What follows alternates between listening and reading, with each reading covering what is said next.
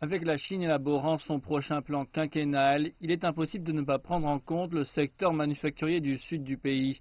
Pour un producteur de moules automobiles de la ville de Dongguan, les décennies d'expérience et de développement industriel de la Chine ont permis à des entreprises comme la sienne de prospérer.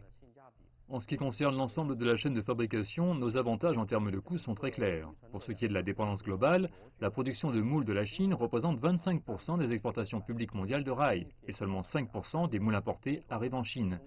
Donc nous transportons essentiellement des moules produits dans le pays pour le monde entier. Et en termes de technologie, nous répondons à ces normes.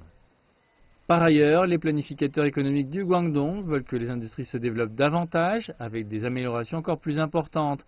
Ils espèrent que d'ici 2025, l'industrie manufacturière de haute technologie de la province représente plus de 30% du PIB, avec des domaines stratégiques de premier plan dans l'innovation.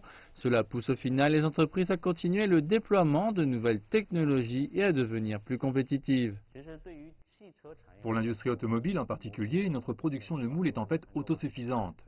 Mais il y a toujours une demande pour des moules de haute précision en lien avec l'électronique.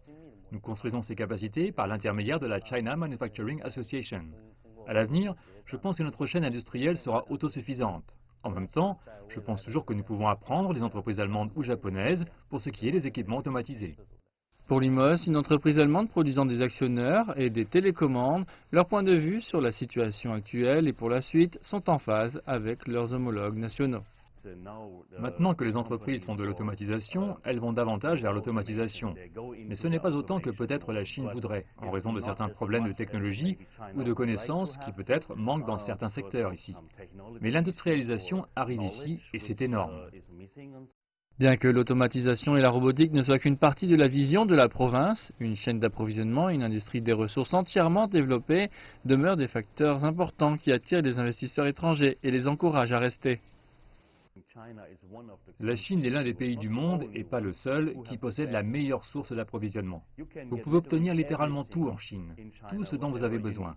Il y a encore une question de qualité, mais vous pouvez tout obtenir. Dans le même temps, et en mettant l'accent sur la fabrication, les analystes de l'industrie estiment que d'autres aspects doivent être gardés à l'esprit. Je pense que dans le prochain plan quinquennal, la Chine devrait se concentrer sur plusieurs de ces domaines de haute technologie, car nous n'avons pas la technologie d'origine. À l'instar des puces, des fabrications de puces, moteurs d'avion, comme rendre tout le carburant plus propre.